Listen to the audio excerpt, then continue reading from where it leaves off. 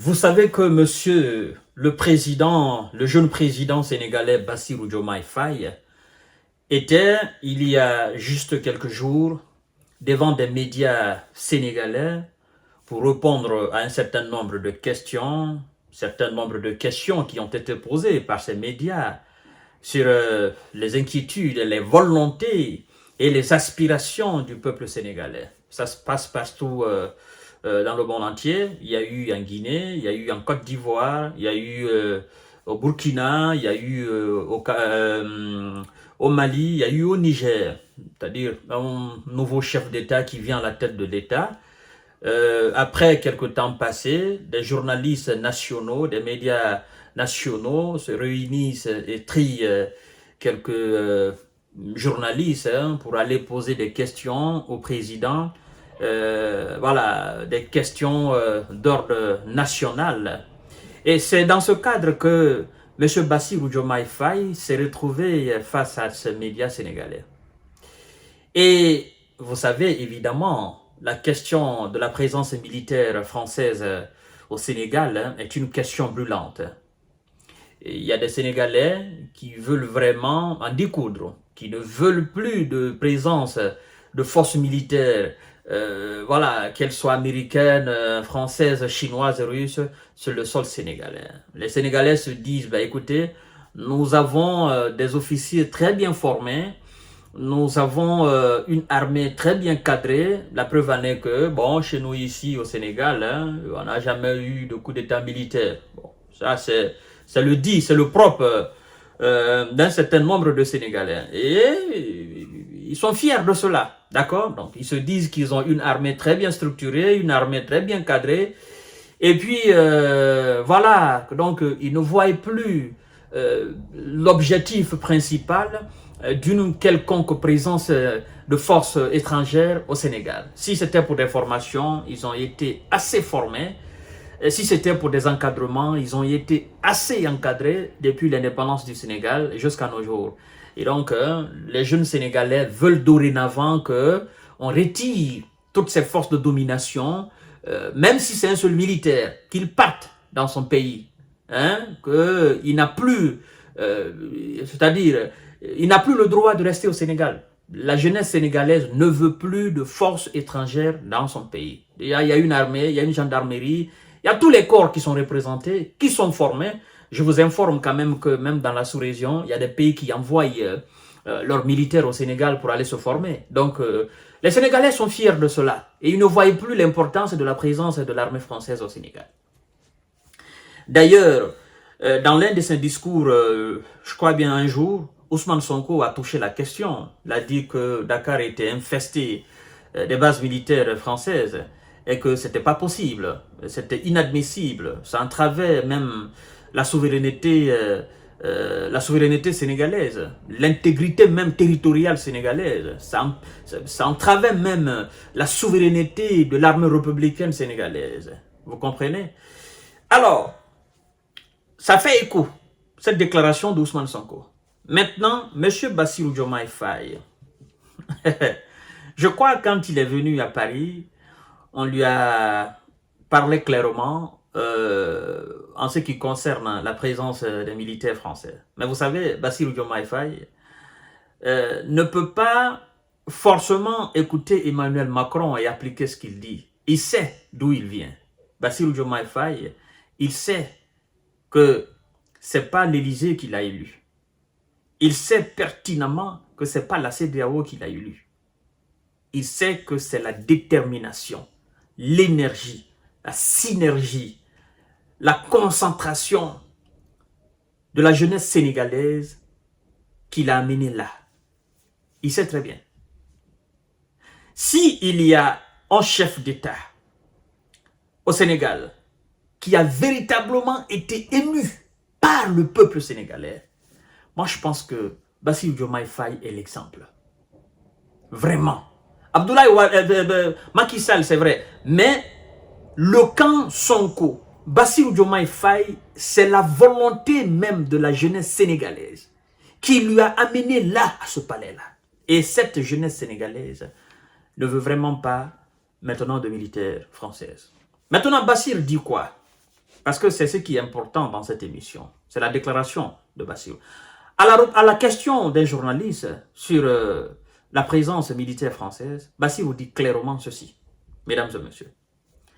Il dit, nous avons la volonté de discuter la question de la présence de l'armée française sur le sol sénégalais. Nous allons le faire avec sérénité. Mais nous ne voulons pas que ça soit une séparation brutale. Il va plus loin pour dire ceci. Même des modifications qu'il doit y avoir, on doit le faire avec sérénité. Je ne sais pas quand ça aura lieu. Je ne peux pas vous dire exactement la date. D'abord, cette déclaration, ça a un sens. Ça a un sens. Vous comprenez?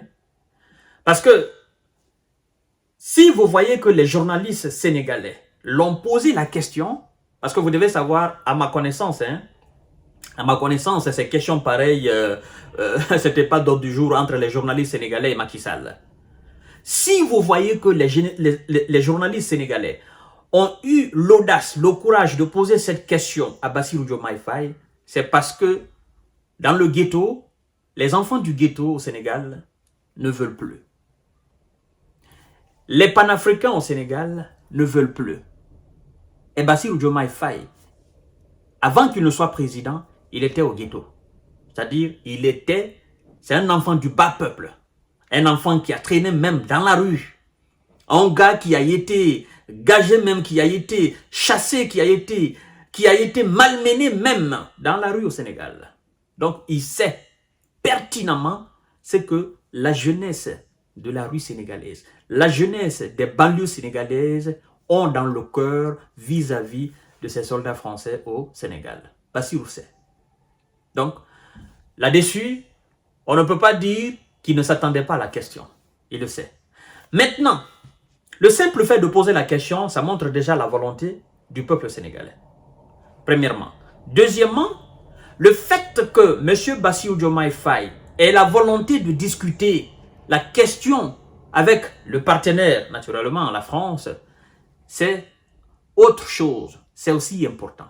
Et le fait qu'il dit que même les modifications qu'il doit y avoir, voilà, les modifications qu'il doit y avoir, ça veut dire qu'il y a un processus en cours de retrait des forces armées françaises au Sénégal. C'est pourquoi il dit, même les modifications qu'il doit y avoir, nous devons le faire avec sérénité. Mais nous ne voulons pas que ça soit une séparation brutale. Nous voulons que ça soit une séparation dans l'amitié. Alors, cette question et ce mot brutal, vous devez savoir que ça fait allusion à ce qui s'est passé au Mali, ce qui s'est passé au Niger, ce qui s'est passé au Burkina. On peut qualifier cela comme brutal. Certainement dans la tête de Bachir. Ce qui s'est passé au Burkina, au Niger et au Mali, ça a été brutal. Non, c'est une erreur. C'est un mauvais calcul. Vous comprenez? Il faudrait que Bachir apprenne la genèse de la séparation, les causes réelles de la séparation de l'armée française, donc de la France, avec ses États du Sahel. Dans les relations bilatérales, personne ne souhaite qu'on se sépare avec le partenaire dans des conditions inamicales du moins, dans des conditions inamicales. Vous comprenez? Et lorsque le partenaire qui est censé respecter ses engagements ne le fait pas, vous êtes obligé de taper sur la table et dire au partenaire exactement ce qu'il a manqué de faire. Et lorsque vous sentez une manipulation dans ces relations bilatérales, vous devez de prendre votre responsabilité. Ça, c'est deuxièmement. Troisièmement, nous savons, nous comprenons, le Sénégal ne fait pas face à des terreaux-terreaux. Il n'y a pas de djihad qui attaque le Sénégal. Par contre, au Mali, au Burkina et au Niger, ces gens ne cessent. Parce qu'il y a maintenant une dizaine d'années, décennies de cela, que cette situation perdure. Vous comprenez? Donc, le Sénégal n'a pas fait face à cette lutte contre les terreaux-terreaux. Et donc, Il y a eu un certain nombre de choses qui ont animé ces différents chefs de l'AES à prendre le pouvoir et à assumer leurs responsabilités. Tel n'est pas le cas du Sénégal. Mais le fait d'avoir la volonté de demander le départ de l'armée française, c'est déjà beaucoup. Il n'y a pas de guerre au Sénégal. Il n'y a pas de combat contre des terreaux. Il n'y a pas de lutte contre des djihadistes. C'est déjà une bonne chose. L'important est qu'ils partent. Que ça soit maintenant brutal ou amicalement, l'important est qu'ils partent. Qu'ils partent et qu'ils ne soient pas remplacés par une autre politique. D'accord? Même si cette fois-ci n'est pas militaire, mais en dessous, soit une politique de maintenir l'influence réelle de la France sur le Sénégal. Parce que vous savez, ils ont dit, ben écoutez, dorénavant, il faut que on change de stratégie. La jeunesse africaine en a marre de voir nos militaires avec des rayés. Et donc, nous devons changer cette stratégie. Ils en ont marre de voir des militaires, au fait. C'est des militaires qu'ils en ont marre. Maintenant, il faut maintenir quelque chose à l'image de l'armée française dans les différents pays, mais que ça ne soit pas vraiment des militaires. Vous comprenez? Donc, si on doit demander le départ des militaires, qu'on n'épouse pas une politique ou qu'on n'accepte pas une politique qui soit vraiment une politique d'occupation, une politique voilà, de force d'occupation aussi. Parce qu'en fait, c'est ça.